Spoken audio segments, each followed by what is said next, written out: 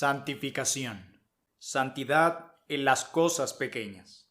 Escrito por Horatius Bonar, 1808-1889. El ABC de la verdad del Evangelio es que Cristo murió por nuestros pecados. Por medio de la muerte de Cristo somos salvos, obteniendo paz con Dios y entrada a esta gracia en la cual estamos firmes. Además, los que esto creen son partícipes de Cristo, partícipes de la naturaleza divina, partícipes del llamamiento celestial, partícipes del Espíritu Santo y partícipes de su santidad. En la persona de su garante, el creyente ha resucitado al igual que ha muerto. Ha ascendido al trono, está sentado con Cristo en los lugares celestiales. Su vida está escondida con Cristo en Dios. Considera como si hubiera sucedido ahora aquello que habrá de ser en el día de la venida del Señor. Así es como lo trata Dios. La fe en un sentido lo lleva a mirar adelante a la gloria, en sentido opuesto lo lleva a mirar a esta tierra agotada como si ya hubiera terminado su peregrinaje. Os habéis acercado al monte de Sión, a la ciudad del Dios vivo, Jerusalén la celestial. Hebreos capítulo 12, versos 22.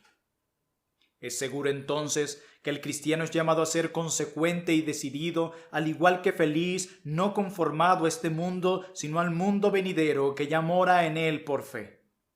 ¿Qué clase de persona debe ser él en toda santa conducta y piedad? Segunda de Pedro capítulo 3, verso 11. Indiscutiblemente el que es resucitado con Cristo debe ser como el resucitado. Se espera que sea manso y humilde, dócil y cariñoso, amable y solícito, generoso, que no se enoje fácilmente por provocaciones ni se ofenda fácilmente, transparente y honesto. Por otro lado, no es egoísta, ni intolerante, ni codicioso, no es vanidoso, ni mundano, ni renuente a ser enseñado. El cristiano auténtico es sano, no es débil, frágil ni sentimental. Pero por otro lado, no es duro, mezquino, antipático ni desagradable. No queremos solo una teología excelsa y erudita. Queremos que esa teología sea llevada a la práctica en la vida, hecha carne noblemente en el quehacer diario. Cuanto más elevada sea la teología, más distinguida y noble será la vida que resulta de ella.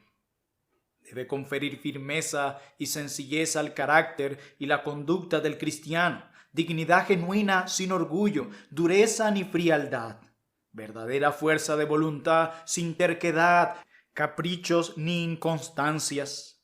Cuanto más elevada es la doctrina, más debiera conectarnos con la mente de Dios, la cual es la verdad, y con la voluntad de Dios, la cual es la ley.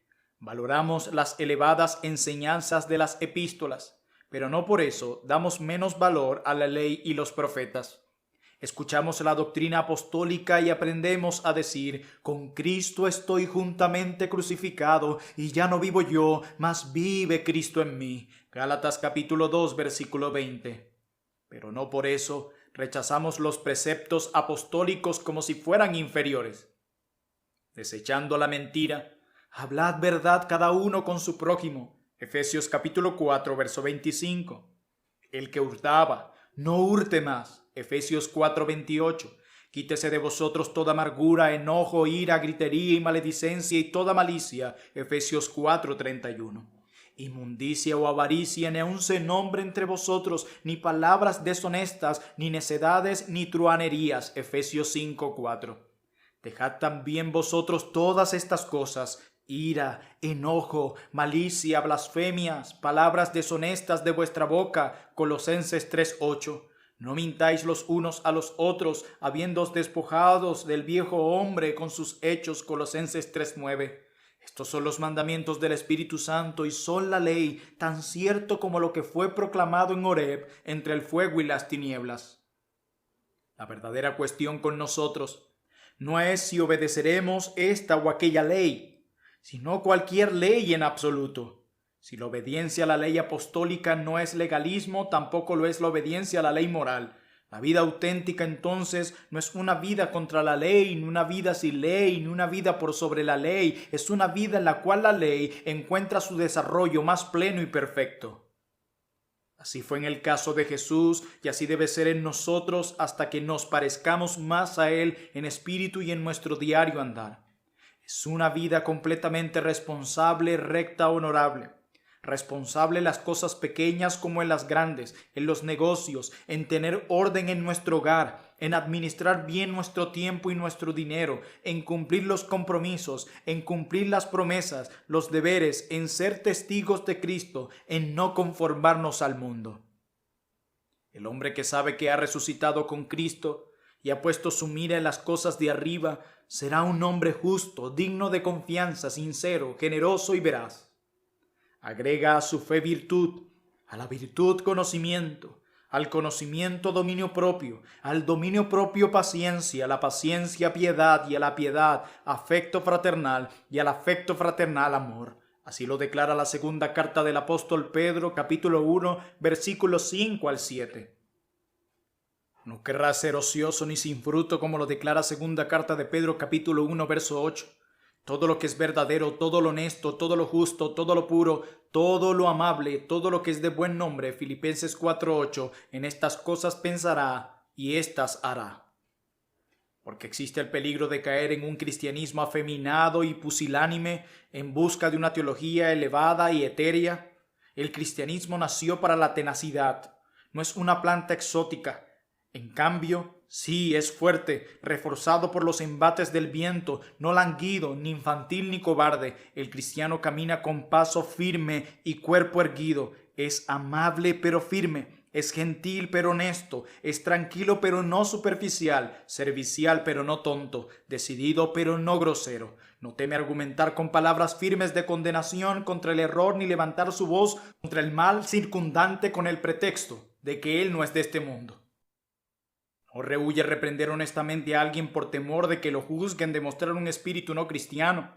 Al pecado lo llama pecado, en quien quiera que se encuentre, y prefiere correr el riesgo de ser acusado de actuar con un mal espíritu que no cumplir con un deber explícito.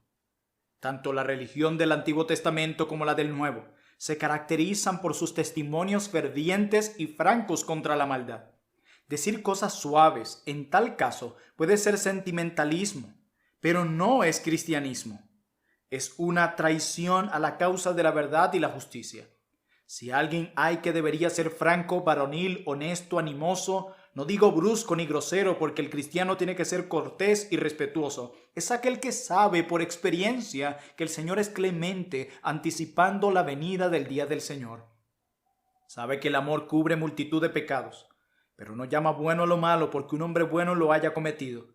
No justifica las inconsistencias porque el hermano inconsistente tenga buena reputación y un espíritu ferviente. Lo torcido y lo mundano sigue siendo torcido y mundano, aunque lo practique alguien que parezca haber alcanzado la cumbre de la espiritualidad. Muchos de nosotros no hemos madurado en la vida cristiana. Vosotros corríais bien.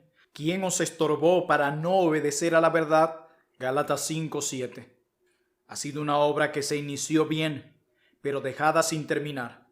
Una batalla emprendida con valentía, pero librada a medias. Un libro en que se escribió el prefacio y nada más. ¿Acaso no deshonra esto a Cristo? ¿No representa esto mal a su evangelio? ¿Se niega su cruz, se menosprecian sus palabras y se anula su ejemplo? Si una vida santa consiste de una o dos obras nobles, en algunos ejemplos de personas que han perseverado, sufrido, podríamos contar esa experiencia como un fracaso y considerarla como una deshonra hasta el punto de darnos por vencidos. Pero la vida santa está compuesta de una multitud de cosas pequeñas, palabras pequeñas, no discursos o sermones elocuentes, pequeñas acciones, no milagros, ni batallas, ni grandes actos de heroísmo, de poderoso martirio. En todo ello es lo que consiste la verdadera vida cristiana. Evitar las maldades pequeñas, los pecados pequeños, las inconsistencias pequeñas, las pequeñas debilidades, las pequeñas tonterías, las pequeñas indiscreciones e imprudencias, las pequeñas manías, las pequeñas indulgencias al yo y a la carne, los pequeños actos de indolencia o indecisión o indiferencia o cobardía, las pequeñas equivocaciones o aberraciones de una integridad absoluta, las pequeñas demostraciones de avaricia o mezquindad, las pequeñas señales de avaricia y codicia, pequeñas señales de mundanalidad y frivolidad, pequeñas indiferencias hacia los sentimientos o deseos de otros, pequeños estallidos de mal humor, enojo, egoísmo, vanidad, evitar cosas pequeñas como estas, nos ayuda a mantener la belleza de una vida santa. Por otro lado, la atención a los pequeños deberes del día y de la hora, ya sea en transacciones públicas o relaciones particulares o asuntos de familia, a las pequeñas palabras, las miradas y los tonos de voz, las pequeñas demostraciones de bondad, paciencia o ternura, las pequeñas evidencias de abnegación, de autolimitaciones y del olvido de sí mismo, de pequeños planes de aquietada bondad y de atenta consideración hacia otros, la puntualidad, método y los objetivos reales al organizar cada día. Estas son muestras de progreso de una vida santa. El conjunto de pequeños actos de los cuales se compone es de cosas pequeñas que se forma una vida grande. Y todo el que reconozca que ninguna vida es grande, excepto la compuesta por cosas grandes, encontrará poco en los personajes de la Biblia para admirar y emular. Todo aquel que aprendió de Cristo, que camina con Dios, no será alguien artificial que únicamente está representando un papel o un personaje. Será auténtico en sus modales, palabras, miradas, tonos y hábitos. Será el más auténtico de todas las criaturas, un niñito. El cristianismo se torna repulsivo en el instante en que se sospecha que es falso. Las cartas de Cristo, conocidas y leídas por todos los hombres, tienen que ser transparentes y naturales. Al vivir para Cristo, tenemos que seguirle íntegramente, no copiar a una copia, sino copiarle a Él. De otra manera, el nuestro será un testimonio imperfecto, un reflejo de una religión débil, carente de paz, sencillez y gracia, llevando las marcas de una imitación y artificialidad, sino de una falsificación. Entonces brillemos. Aquello que con tanta frecuencia entre los hombres se denomina santidad dista mucho de parecerse a la realidad bíblica, ya sea que se use para referirse a la rigidez de una ortodoxia sin vida, o a la búsqueda ilusoria de la perfección, o a la salamería de un supuesto idealismo, o a la regularidad de una devoción mecánica, o a la superstición religiosa de reverenciar imágenes, o a las austeridades y mortificaciones farisaicas, o al sentimentalismo de una teología liberalizada, o a los sueños confortables de un panteísmo sincero. Las palabras santo, santidad y espiritualidad han llegado a ser erróneamente interpretadas o aplicadas a códigos secretos con un significado tan ambiguo y profano como hubiera sido el efod de Aarón sobre los hombros de un sacerdote de Baal.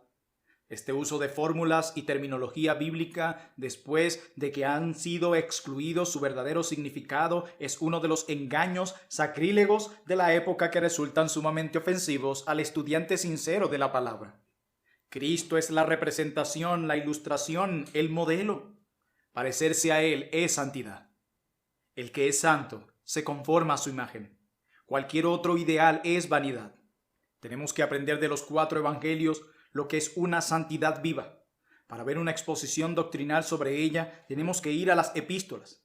De allí aprendemos lo que es y no lo que es. Permaneced en mí, declara Juan 15:4. Aprended de mí, Mateo 11:29. Sígueme, Mateo 4:19, capítulo 16:24 y Juan capítulo 12, verso 26. Son expresiones que instauran el contenido y el resumen del libro de estatutos cristianos que constituye el verdadero directorio y guía de la búsqueda de santidad. En los evangelios encontramos, número 1, la vida. Permaneced en mí. Del príncipe de la vida recibimos la vida nueva, también de su muerte y sepultura, porque fuimos plantados juntamente con él en la semejanza de su muerte, así también lo seremos en la de su resurrección. Romanos 6:5. Hemos muerto y nuestra vida está escondida con Cristo en Dios. Colosenses 3:3. Por lo tanto, para que vivamos para la justicia, como lo declara 1 de Pedro 2:24, vivimos, pero ya no nosotros, mas Cristo vive en nosotros, como lo declara Pablo en Gálatas 2:20. Acudimos a Él para obtener vida, o más bien, primero viene Él a nosotros con vida. Nosotros lo asimos a Él, o más bien somos asidos por Cristo Jesús, y permanecer en Él es una continuación del acto inicial de haber venido. Luego corresponde crecer, haciendo durante toda nuestra vida lo que hicimos en un principio. Por eso vivimos, porque Él vive. Nosotros vivimos y viviremos para siempre. Su vida es nuestra y nuestro cristianismo tiene que ser como su fuente, una cosa de vitalidad, poder y gozo. Nuestra vida, la más amable, sincera y útil de todas las vidas, emanan desde dentro de nosotros ríos de agua viva, como lo declara Juan 7:38. Número 2. Erudición. Aprended de mí. La suya es la escuela del cielo, la escuela de luz. Aquí está toda la verdad sin ningún error. El tutor es tan perfecto, así como manso y humilde. Es el maestro y a la vez la lección. Su capacitación, disciplina y sabiduría son perfectas. No hay ninguna falla, ningún fracaso, nada incompleto en la educación que él imparte. Enseña a conocer, amar, actuar, perseverar, regocijarse. También a estar triste, a tener abundancia y a padecer necesidad. El alcance de erudición de sus discípulos se puede medir solo por sus riquezas divinas, sus tesoros de la sabiduría y del conocimiento. La finalidad de su instrucción y disciplina es hacer hombres santos conformados a su imagen e imitadores de su perfección celestial. Número 3. La senda. Sígueme. No es solo una vida a la cual somos llamados a un caminar, un transitar de aquí para allá, como implica el griego. No es sentarse solos ni disfrutar privadamente de la religión, sino caminar un caminar en que somos visibles por todos los costados, un caminar que atrae la mirada de muchos, un caminar en que llegamos a hacer espectáculo al cielo, la tierra y al infierno. No es un descanso inmóvil, ni aislarnos de nuestros prójimos, sino andar en medio de ellos, estar en contacto con amigos y enemigos, un ir de aquí para allá por los caminos y vallados del mundo, así como fue el maestro debe ser el siervo. Camino a la cruz, miró a su alrededor y dijo: si alguno me sirve, sígame. Juan capítulo 12, verso 26. Caminó al trono, después de haber pasado por la cruz, dijo lo mismo, según Juan capítulo 21, verso 22. Hemos de seguirle a la cruz y perseguir la corona. Es un camino hacia las dos. Aquel que anhela ser santo tiene que ser como Cristo, y el que quiere ser como Cristo tiene que ser lleno del Espíritu. Así lo declara Efesios capítulo 5, versículo 18. El que quiere tener la mente de Cristo debe tener la misma unción que él tuvo, el mismo Espíritu que habita y obra en él, el Espíritu de adopción, de vida, fe, verdad, libertad, fortaleza y gozo santo. Es a través del poderoso dador de vida que nos revive. Es a través de la santificación por el Espíritu que somos santificados. Él realiza su obra en calidad de huésped. No obra sin que el Espíritu esté morando en el alma, ni mora el Espíritu en el alma sin que obre. No ejerce una mera influencia como la de la música en el alma que sufre, a menos que entre y more en ella primero. De manera que, siendo llenos de su compañía, al igual que impregnados por su poder, somos totalmente transformados. No se nos presenta con argumentos ni con persuasiones morales, sino que nos conmueve con el toque irresistible de su mano divina y penetra en nosotros con su propia energía vital. No nos impregna con su propia pureza y vida a pesar de nuestra desesperada resistencia, tosudez e incredulidad, todos los días de nuestra vida. El que quiere ser como Cristo tiene que estudiarlo. No nos podemos hacer santos a nosotros mismos por medio de esforzarnos por serlo, así como no podemos forzarnos a creer y amar con la simple energía del esfuerzo. No hay fuerza que pueda efectuarlo. Los hombres procuran ser santos y fracasan. No pueden tener santidad por su simple fuerza de voluntad. Deben concentrarse en el objeto sagrado para poder ser cambiados a su imagen de gloria en gloria, como lo declara segunda carta de Pablo a los Corintios, capítulo 3, verso 18. Deben contar con un ser santo como su mejor amigo. La comunión íntima con Jesús como la que tenía Juan es lo único que hará que nos asemejemos al discípulo o al maestro. El que quiera ser santo tiene que empaparse de la palabra, tiene que disfrutar del sol que irradia a cada página de la revelación. Es por medio de la verdad que somos santificados, así lo declara Juan 17:17. Exponiendo constantemente nuestras almas a esta luz, llegamos a ser más a fondo hijos de luz. Es la espada del Espíritu bien afilada con la que nos abrimos paso entre las miles de hostilidades. Es la vara de Moisés por la que dividimos el mar rojo, vencemos a Amalek y hacemos brotar agua de la roca. ¡Qué impiedad! ¿Qué enemigo dentro o fuera hay que pueda vencer esta palabra gloriosa e invencible? El objetivo de Satanás en la actualidad es socavar esa palabra y desacreditar su perfección. Entonces, magnifiquémosla y usémosla constantemente. Es por cierto solo un fragmento del lenguaje humano, compuesto de letras y sílabas humanas, pero está dotada de una virtud sobrehumana. La vara en la mano de Moisés, ¿qué era? Una pieza de madera común.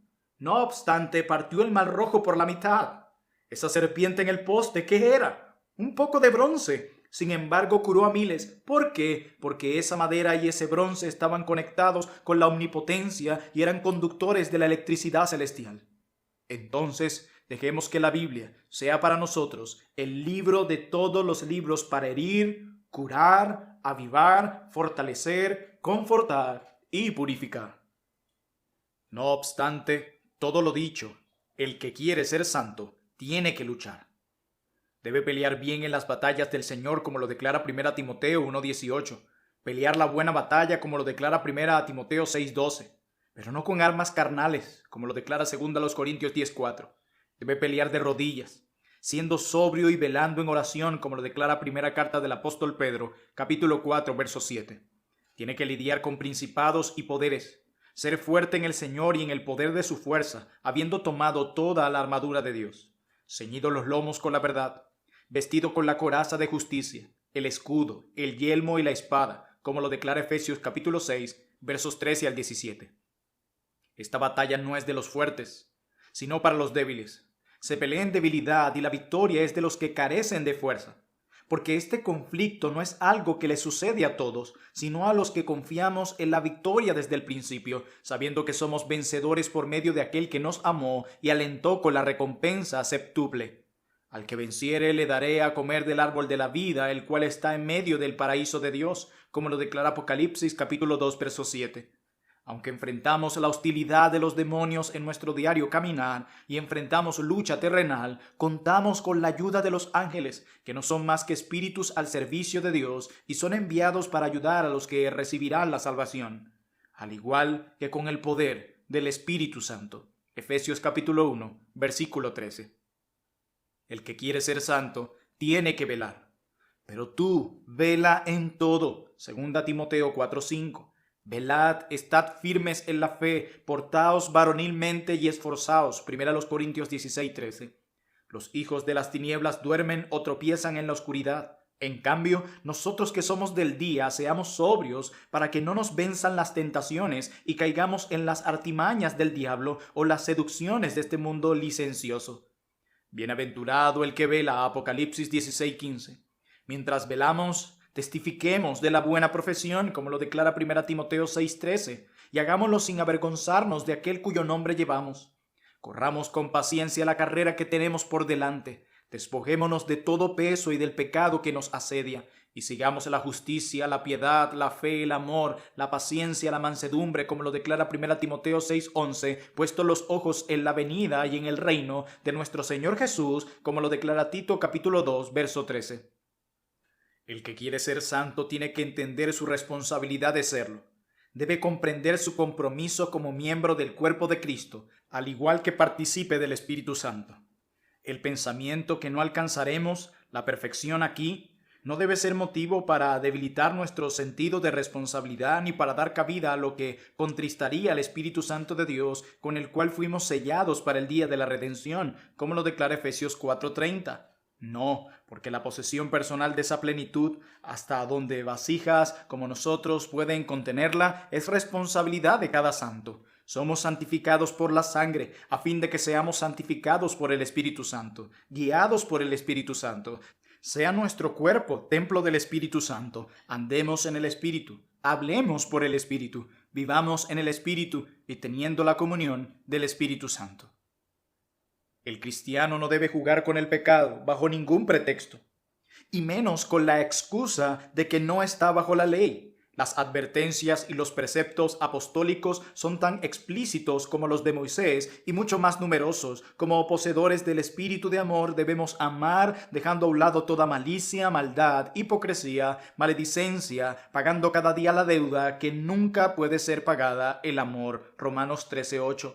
Porque el espíritu que mora en nosotros no es ocioso ni estéril, siempre produce fruto, fruto divino en el corazón humano, fruto celestial en suelo terrenal, fruto que demuestra su origen interior y en su interior cuenta con el glorioso huésped, mas el fruto del Espíritu es amor, gozo, paz, paciencia, benignidad, bondad, fe, mansedumbre, templanza. Contra tales cosas no hay ley. Así lo declara Gálatas capítulo 5 versículos 22 al 23.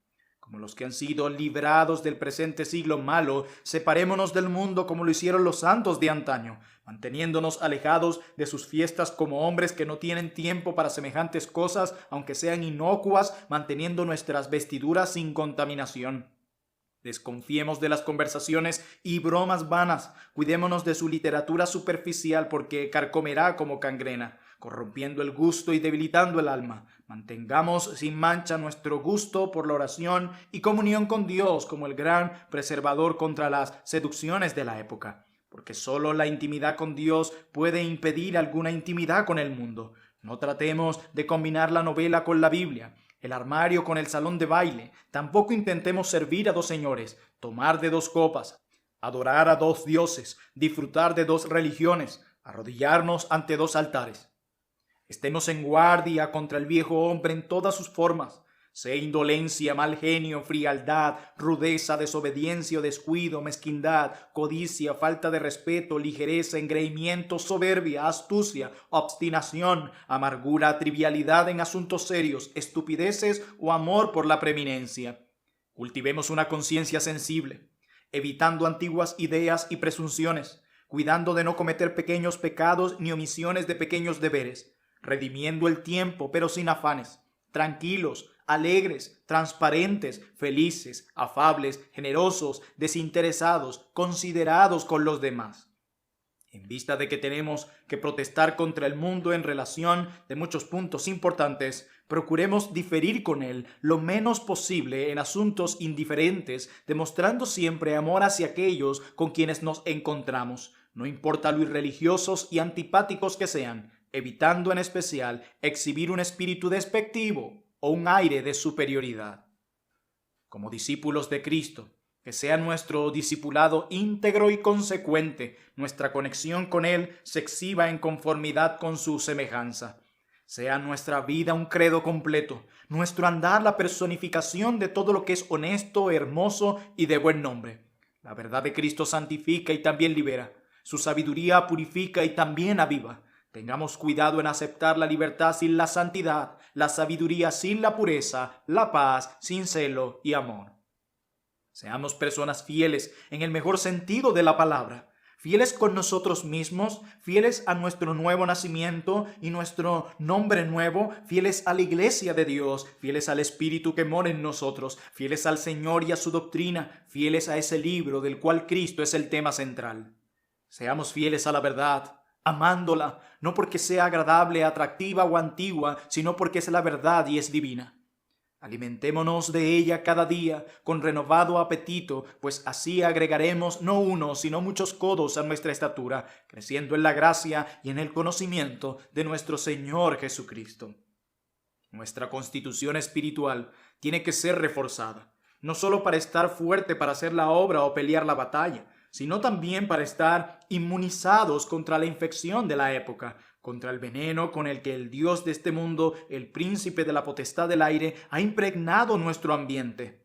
Para esto necesitamos no solo alimento sólido recomendado por el apóstol, sino también el aire penetrante y fresco de la montaña que son las pruebas, vicitudes y dificultades por las cuales nos hacemos fuertes y robustos, protegidos contra el contagio, sea que proceda del riguroso pictorialismo eclesiástico o liberalismo religioso, de los embates de Satanás el fariseo o Satanás el saduceo.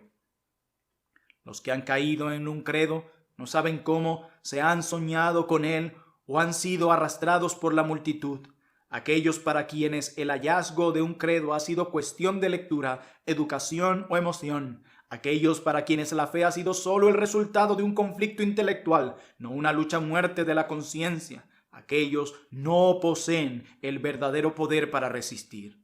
No poseen ninguna virtud desinfectante ni ningún poder repelente de errores. Las epidemias de la época les dicen mucho. A pesar de que no pueden haberse apoderado de la verdad, es evidente que la verdad no se ha apoderado de ellos. En un momento de incertidumbre, escepticismo, especulaciones y progreso falso, necesitamos identificar el significado completo de las expresiones apostólicas. Sabemos, creemos, vivimos confiados, estoy seguro, porque lo que es divino tiene que ser verdad, y lo que por lo tanto es divinamente verdad y cierto tiene que ser inmortal. Al igual que los resultados de las ciencias exactas, es fijo, sin variantes para todas las personas y todos los tiempos. Lo que fue cierto es cierto y será cierto para siempre. Pongámonos sencillamente en las manos del Espíritu vivificador. Derramará en nosotros a la plenitud de una vida diversificada, fructífera y saludable. La maldad en nosotros es demasiado fuerte como para que la venza algún poder que no sea la omnipotencia. La resistencia de la voluntad humana es demasiado poderosa para la filosofía, la lógica, la poesía o la elocuencia. Solo el santo puede hacernos santos. La vida no se trata de una sola batalla, sino de muchas. Incluye fracasos, al igual que victorias. No nos preocupemos demasiado, ni nos desanimemos cuando perdemos una batalla. Siempre hay tiempo para ganar otra. Y cosas como el escapismo o la desmoralización no tienen lugar en el ejército del Dios viviente. Si Dios es por nosotros, ¿quién contra nosotros? Romanos 8:31. Me ceñiste de fuerzas para la pelea. Salmo 18, verso 39. La vida cristiana es maravillosa, una de las cosas más extraordinarias sobre la tierra. Aunque compuesta de cosas pequeñas cotidianas, dista de ser una pequeñez. Si es vivida con fidelidad, sea por el pobre o el rico, por el niño o el adulto, es noble en todo. Una parte del maravilloso todo en el cual y por el cual será anunciado a principados y potestades en los lugares celestiales la multiforme sabiduría de Dios. No tiene que ser una vida prolongada. Una existencia corta puede ser tan fiel y santa como una larga. Vivir pocos años no es un fracaso. Juan el Bautista tuvo quizá uno de los ministerios más breves de la iglesia, pero no fue un fracaso, fue uno de los más exitosos. Él era antorcha que ardía y alumbraba, como lo declara Juan 5:35. No tiene que ser alguien que lleva muchos años de creyente para desplegar las hermosuras de la santidad. Si la vida fuera solo quitarle el herrumbe a lo viejo, si consistiera nada más que en endulzar el pozo de Mara de nuestra naturaleza corrupta, no sería más que un proceso común sin ningún milagro. Si todo lo bueno fuera de fácil acceso para cualquier persona buena, si una literatura refinada, una teología liberal y el cultivo de lo bello y de la ciencia social y más recreación alegre fuera el remedio para toda la maldad de nosotros y en nuestra época, entonces significaría que se ha dado mucha importancia a lo de poca importancia. Significa que la Biblia es una exageración y el don del Espíritu Santo una exhibición superflua de poder. Si el pecado fuera simplemente una cicatriz común o una arruga que puede ser borrada de la superficie del alma por unos simples toques, si el perdón fuera simplemente un recurso retórico, significando la amplia benevolencia de Dios o su complaciente indiferencia hacia la impiedad, ¿por qué hablar de ira, de juicio, del gusano que nunca muere y del fuego que nunca se apaga? ¿Se complace Dios en atormentar a sus criaturas con palabras duras o llenar su mente con imágenes de penalidades que no tiene la intención de aplicar? ¿O por qué se afligió, lloró y sufrió el Hijo de Dios? Si el error fuera algo insignificante, una debilidad o en el peor de los casos inusual, o si fuera un despliegue de propósitos sinceros y el resultado inevitable del libre pensamiento, ¿por qué habla la palabra tan mal de un poder engañoso, literalmente la energía del error, por el que son condenados todos los que no creyeron la verdad? ¿Por qué dijo el Señor una y otra vez, refiriéndose a la falsa doctrina, la que yo aborrezco? Así como el elemento más fuerte pero más tranquilo en el mundo es la luz, la vida cristiana debe ser la más fuerte y grande, al igual que la más quieta y a la vez luminosa. Así como el rayo de luz es lo único perfectamente derecho y como la única sustancia pura es la luz del sol, así debe ser nuestro vivir y así deberíamos querer brillar como luces en el mundo, reflejos de aquel que es su luz, el único recto y puro sobre la tierra. Entonces brillemos. Somos estrellas, no soles. Pero aún así estrellas somos, no simples cirios ni meteoritos. Brillemos, dando quizá una luz sutil, pero luz segura y pura, suficiente como para advertirle a los hombres está oscuro, para que no se equivoquen, pero no necesariamente tan brillante como para pensar que ya está amaneciendo, lo suficiente como para guiar a los que buscan su camino o llevar a los errados a buen camino, pero no lo suficiente como para iluminar al mundo entero. Solo el sol puede hacerlo. El sol nos muestra todo el panorama, las estrellas solo se muestran ellas mismas. Por lo tanto, mostrémonos de manera inequívoca. El día cuando todas las cosas sean vistas en toda su plenitud será el día cuando aparezca el sol excelso. La noche está avanzada y se acerca el día, declara Romanos 13:12. No nos ocultaremos ni nublaremos, simplemente nos perderemos en la luz. Y no lo resistiremos recordando que el esplendor en que se absorbe nuestra luz es la del sol eterno. A medida que su esplendor va en aumento, nuestra luz decrece. Entonces, ¿no diremos acaso, mi gozo está cumplido? Juan capítulo 3, versículo 29. Muchas gracias por ser parte del canal y escuchar Audio Lectura Cristiana. El Señor les bendiga grandemente, amados hermanos.